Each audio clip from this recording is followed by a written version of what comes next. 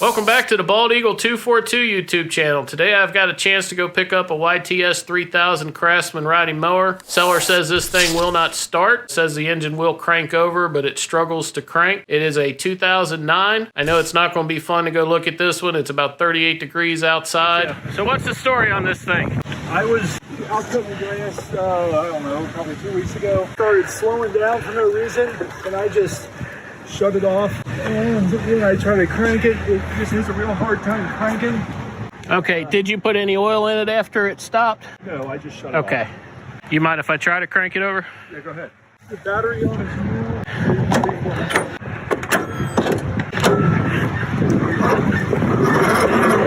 Everything else was working on it though when it stopped? Oh yeah, it was working just fine. Will you take 100 for it? Oh yeah.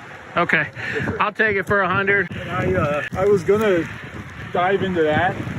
I used to have tools and all that crap. But I've got a YouTube channel where I do this kind of stuff. Nice. So yeah. if you check out BALDEAGLE242, that's my YouTube channel. Okay, cool. You may see this thing on YouTube one day. All right, thank you. What I want to try to show you here is how to troubleshoot an engine that has too much compression or refuses to turn over. There's a few things that can cause that to happen. One is a compression release on the cam can go bad. I'll show you here real quick what this thing does. But it just locks up right there. And now if I turn this by hand, just put steady pressure on it, it's extremely hard to turn over. First thing I notice when I walk up to this thing is this tank is empty. So that's a clue as to why we have too much compression on this thing. So next thing I'll do is check the oil. Oil is very thin, and I can see we've got oil. There's your full line right there. I've got oil all the way up to where my thumb is at. Now the next thing I'll do is pull this spark plug out. All right, now I'm gonna put a pan under this thing because I can almost guarantee you that we are gonna get some liquid out of this spark plug hole.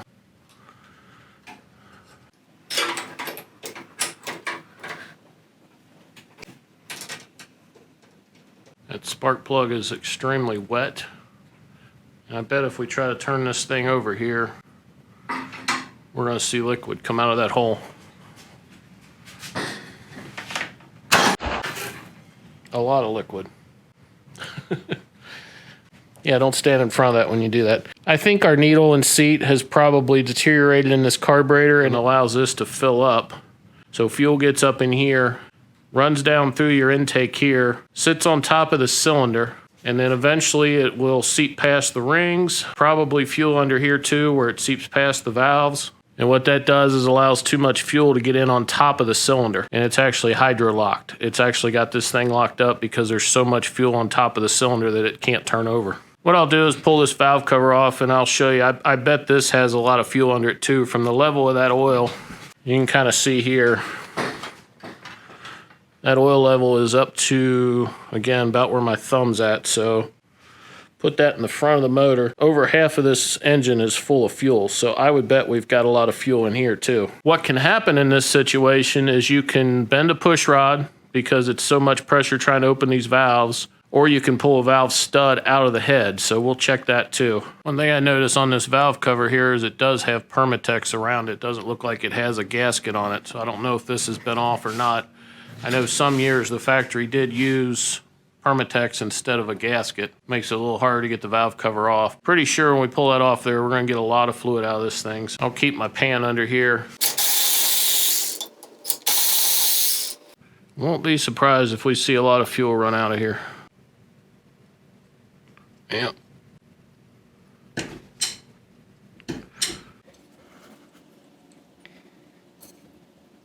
You would not see that much oil running out of an engine.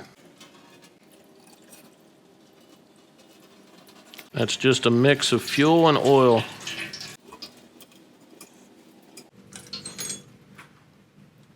And you can see our valve rocker arm is off there.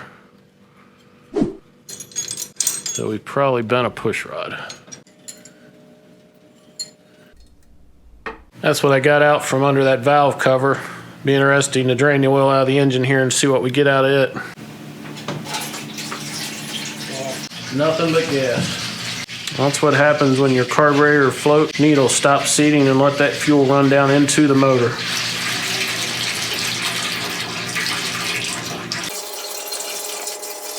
Everything I found here is this rocker stud was very loose. It was actually threaded out a few threads. Doesn't look like the threads are stripped out. Threads still feel good. Sometimes it'll actually pull the threads out of that head and you have to put a helicoil or find another way to put this anchored back down in here. I'll tighten that back up. I found this laying down in the bottom there of that valve cover, so I'll go ahead and put that back on there. Get this line back up. I thought this push rod might be bent, but best I can tell, it's straight, so we should be good there. All right, as long as I don't loosen this up, valve setting should be right back where it was. Go ahead and tighten this back down. I'll pull this back out later and put some Loctite on it, but right now I just want to make sure everything's working the way it's supposed to. All right, I know we don't have oil in this thing, but I'm just going to crank this over, make sure our valves are working the way they're supposed to. All right, I did go ahead and verify the valve clearance on this. It's 5 thousandths on the exhaust valve, 4 thousandths on the intake valve, and this is on a model 331477 Briggs engine. Date code on this engine is 081031. This engine was actually made on Halloween of 2008. I also got all that old Permatex material cleaned off of the valve cover and around the head there. I've got a gasket to put back on it, so I'll use that instead of the Permatex. Just makes it easier to get the valve cover off to adjust the valves in the future. And like I said, I did check these valves. To do that, put your engine on top dead center so both of these are as loose as they can get. This is your exhaust valve, supposed to be 5 thousandths, and that's snug but not so tight you can't pull it in and out. And then your intake valve is 4 thousandths. So again, that needs to be snug in there. I mean, it'll hold in there, but it's not so tight you can't move it in and out. So we got our valve set. We'll get our valve cover back on here. All right, I also took some red Loctite. That's an old bottle. You can't tell what the heck it says anymore, but I backed both of these studs out before I adjusted these valves and put some Loctite on these, and that just makes sure that it's less likely that those will back out again in the future. So I went ahead and put my gasket on there. This valve cover will go on upside down, so make sure your letters are correct. You know, it works fine, ain't gonna hurt a thing, but pretty obvious when you get one like that, the valve cover's been off of it before. I don't know the actual specs on these bolts, but they're probably about 8 to 10 foot-pounds. I don't know, 100 inch-pounds, something like that. Doesn't take much. Just don't over-tighten it.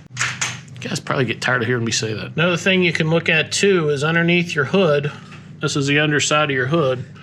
It'll show you the blades that you need, the ground drive belt, pretty much your air filter, everything you need, spark plug, oil filter, fuel filter. We're gonna go ahead and fill this thing up with oil. So oil capacity is 48 ounces, about 1.5 quarts. But check underneath your hood before you start searching on the internet and stuff. You've probably got all the specs you need there for most of your stuff. I didn't see valve clearances and stuff like that on here. Some of that stuff is more in depth. You gotta look that up. Your basic stuff will all be underneath your hood. We'll go ahead and change this oil filter out too and get all the fluid out of that filter and make sure we got a fresh filter on here. Now this did have the shorter, smaller filter on these. These are interchangeable as long as you have enough clearance for your hood to close down. I don't know if I do on this one yet or not, but this is the only filter I got in stock, so I'm gonna go ahead and try it and make sure this engine works good. I really don't want to run it with that old filter on it. What I'm gonna do here before I do anything with this carburetor is I'm gonna go ahead and put a little bit of fuel in this thing, put my spark plug back in, and I just want to make sure that the engine runs and sounds good. I mean, if this thing's knocking and having all kinds of issues, this is pretty much gonna be the end of the video, but I do have a new carburetor for this thing, so instead of fixing or rebuilding this one, I'm just going to swap it out for now. Once I get done with the mower, then I'll show you how to take this apart, and I'll show you what I think is wrong with it. All right, we got exactly 48 ounces of oil with the new oil filter. That should be perfect. 48 ounces. All right, I mentioned earlier in the video I'd show you a way to prevent this from happening. One way to do that is to take a fuel shutoff and put this in line so that when you're done with the mower, you can shut it off. That's on and that's off. And these are directional. This one has an arrow on it pointing to that direction. So when you put these in, make sure you put them in directionally. Another tool that comes in real handy is a fuel crimper tool. You just put this on the line, clamp that down, and then slide this back. I'll put some links down below to this kind of stuff. We don't need this on this one because there's no fuel left in that tank, but if you've got a tank with fuel and you want to install a fuel shutoff, these tools come in real handy. But all you need to do, just cut this, pair of scissors, go ahead and stick this in. And these are pretty tight. You really don't need hose clamps on these, but if you feel safer for it, Get you some of these little spring-loaded hose clamps. I always turn this so it's out to the side. The way you want to think about these things, if the handle of your valve is going this direction, it's cutting off your fuel flow. If it's in that direction, the fuel can flow. So remember that on any of these valves. That's always off, that's always on, doesn't matter what. All right, what I'll do now is just go ahead and add a little bit of fuel to this thing just so we can try it out here and see how it's gonna run. All right, we'll turn our fuel back on, let it fill that carburetor up real quick, and then we'll see what we got here. Probably gonna smoke pretty good here just getting it started.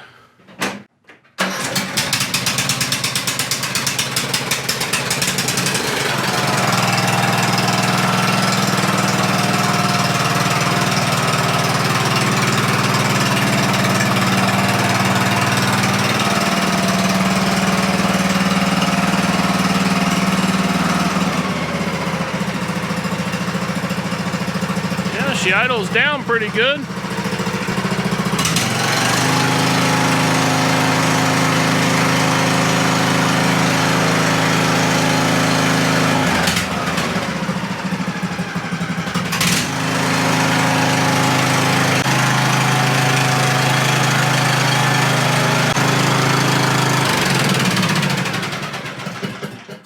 Alright, that's as much as I'm going to let it run in the shop. I'm going to take this thing out here and try it out. But guys, I think we got a runner. Not bad for one that we couldn't even crank over when we went and picked it up for 100. Alright, I'll go ahead and get this carburetor swapped out. Makes it a little easier to take this top cover off. Take your air cleaner out.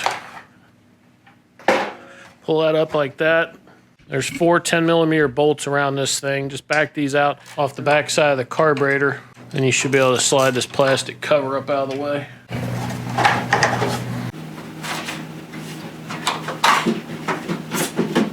The nuts on the back side of this to hold that housing on were 10mm. The studs holding the carburetor on here are an 8mm. And a deep well is easier for this because you can use a wrench on that, but a deep well socket works also. Since we got the fuel shut off on here, shut this off. You can take your fuel line off here. If you don't have the fuel shut off, just pinch this off. Pull that off of there. Take these all the way out. Go ahead and pull this little wire off the bottom of your carburetor here. Take this carburetor then and tilt it up. Once you get that loose, take this and tilt it forward. Take your linkage out of there. That's your choke linkage first. There's a little spring right here.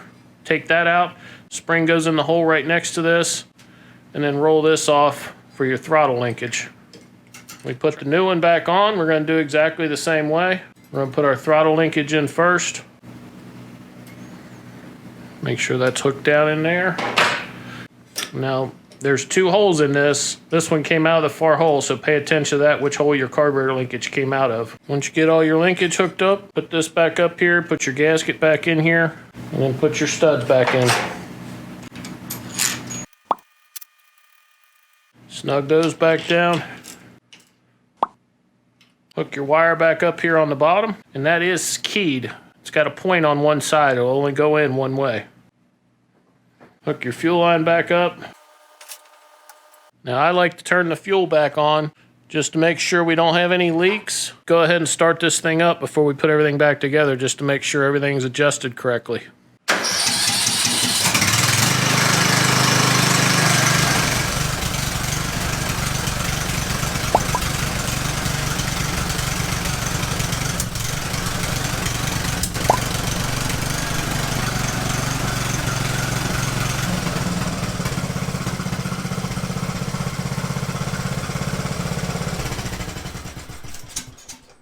That's why I don't like to put the covers on before I check these. It took a little adjusting, but I think we got it smoothed out about as good as it's going to get. I think that's going to pretty much wrap this one up. I'm going to throw it back together here and take it out for a ride around the yard here and see how it does. But anyway, guys, if you found some value in this video, consider hitting that subscriber button. Give me a comment down below. Let me know what you're working on. Let me know if you've got some similar problems, some things maybe I can help you with or somebody else that's watching this video can help you with. But anyway, guys, till next time, thanks for watching.